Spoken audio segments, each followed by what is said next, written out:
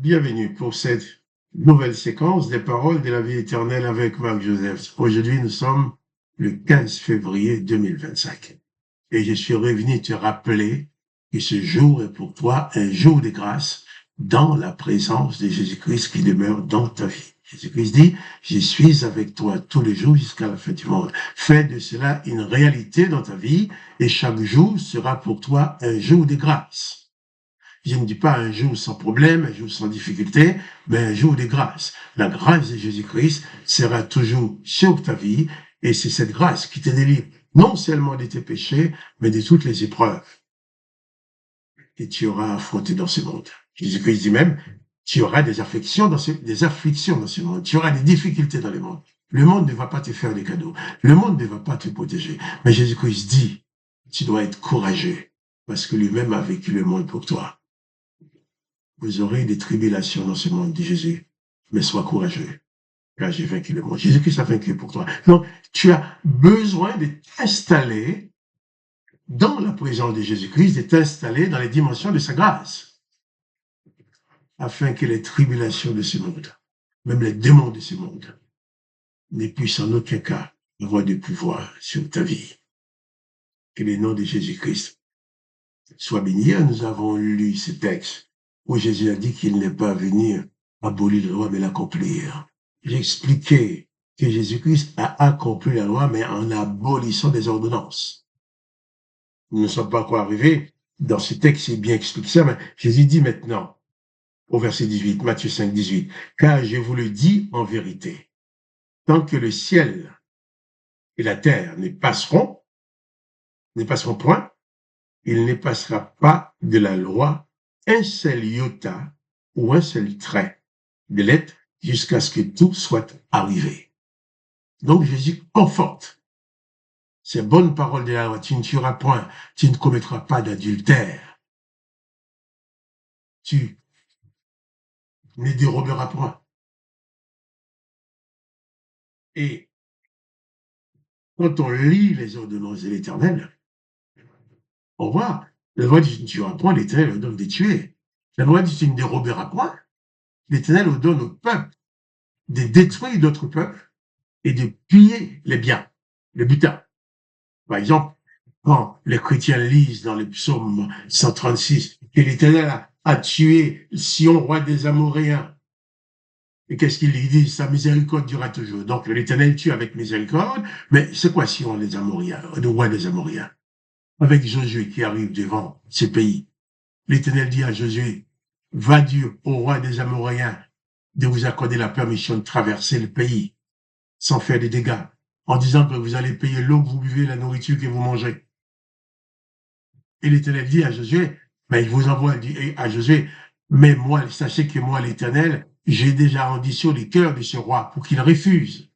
Et comme il va refuser, ce sera pour vous l'occasion de détruire le peuple, détruire le pays, de tuer tout le monde et de piller le bien, l'or, les diamants et tout, de piller tous les biens précieux qu'il y avait dans ce pays.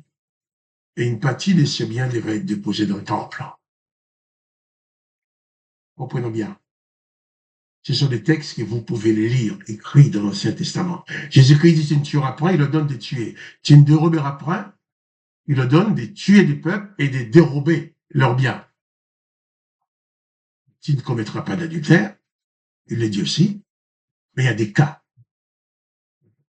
où l'Éternel ordonne les gens de le faire. Jésus dit, lui, il veut que cette loi soit accomplie, que tu ne sois pas criminel, que tu ne sois pas voleur, que tu ne sois pas adultère. Et Jésus accomplit, il dit qu'il accomplit cette loi. Il dit, cette loi-là doit être accomplie. Et Jésus dit au verset 19, c'est lui qui supprimera l'un des plus petits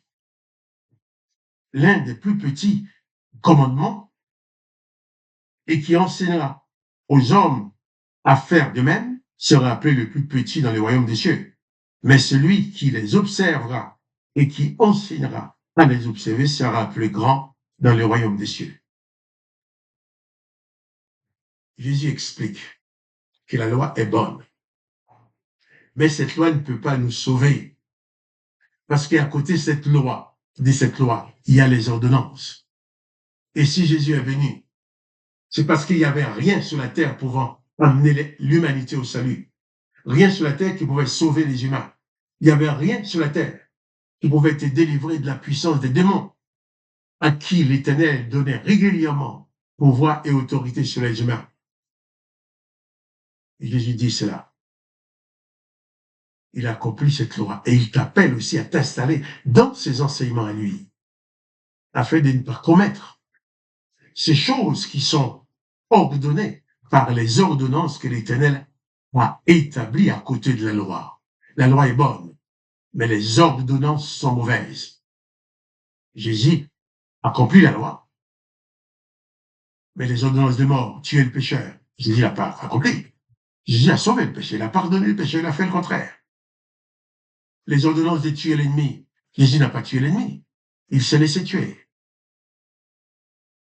Donc, Jésus a accompli la loi, mais pas les ordonnances. Et quand tu invoques le nom de l'Éternel, tu te places dans ce domaine où ces ordonnances sont sous ta vie. Et c'est pourquoi quelquefois on entend des chrétiens qui parlent de vengeance, des chrétiens qui condamnent les autres au lieu de pardonner, ils prononcent des condamnations. Même des pasteurs qui prononcent des condamnations, des malédictions sur les autres. C'est pas de leur faute. Ces personnes-là ne sont pas plus méchants que les autres, mais ce sont des serviteurs de l'Éternel comme les pharisiens. Mais soit plutôt un serviteur de Jésus-Christ, une servante de Jésus-Christ, qui ne pratique pas les ordonnances de l'Éternel, mais qui pratique la loi, qui ne tue pas, qui ne dérobe pas, qui ne commet pas d'adultère, qui ne fait pas des faux témoignages. Nous parlons des faux témoignages. L'Éternel dit, tu ne feras pas des faux témoignages. Mais qu'est-ce qu'il va faire? L'Éternel va envoyer son esprit à lui, sous ses prophètes à lui, du temps de Michée. L'Éternel envoie un esprit de mensonge sur ses propres prophètes pour que ces prophètes aillent mentir à Akab, pour qu'Akab puisse aller à la guerre et y mourir. Les textes me disent que l'Éternel a envoyé son esprit de mensonge. C'était l'ordonnance que l'Éternel donne via ses démons pour que ses propres prophètes lui accordent des mensonges. Et l'Éternel dit, tu ne feras pas des faux témoignages. Et c'est pourquoi on trouve beaucoup de chrétiens, malheureusement, des gens qui disent chrétiens, qui sont sincères, mais qui fonctionnent dans le mensonge. Parce qu'ils ont ces esprits des mensonges de l'Éternel sur eux. Jésus vient pour te délivrer de tout ça. Et demain, nous verrons ensemble ce que Jésus va dire. Il va bien expliquer que si nous avons les mêmes pratiques que les pharisiens, que les scribes, nous ne pourrons pas être sauvés. Toi, mon frère, toi, ma sœur, je t'invite à te positionner exclusivement dans les enseignements de Jésus-Christ.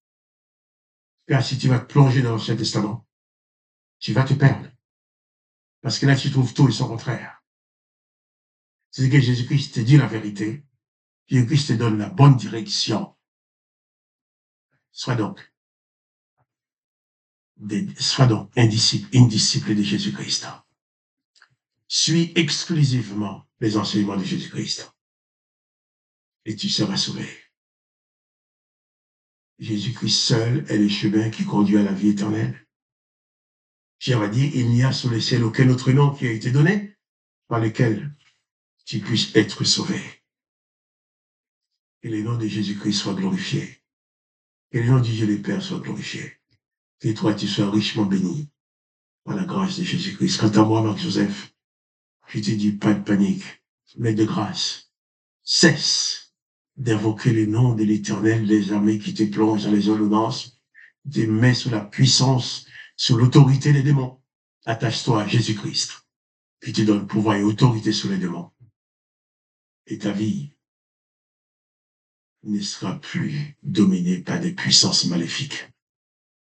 Que le nom de Jésus-Christ soit béni. Que toi, tu sois béni. Et je te dis, à demain pour la suite, pour les paroles de la vie éternelle.